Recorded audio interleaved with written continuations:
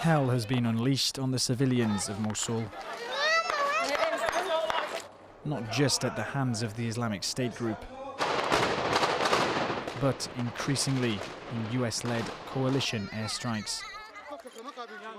According to Amnesty International, coalition forces aren't doing enough to prevent civilian deaths. Evidence gathered on the ground in East Mosul points to an alarming pattern of US-led coalition airstrikes which have destroyed whole houses with entire families inside. The high civilian toll suggests that coalition forces leading the offensive in Mosul have failed to take adequate precautions to prevent civilian deaths in flagrant violation of international humanitarian law. Hundreds of thousands of civilians ignored the Iraqi government's advice to stay in Mosul.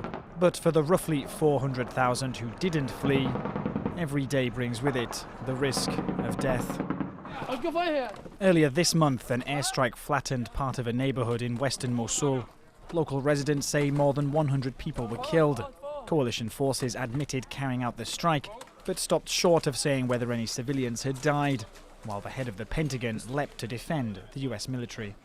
We go out of our way to always do everything humanly possible to reduce the loss of life or injury among innocent people. But the surge in civilian deaths since Donald Trump took office raises another question.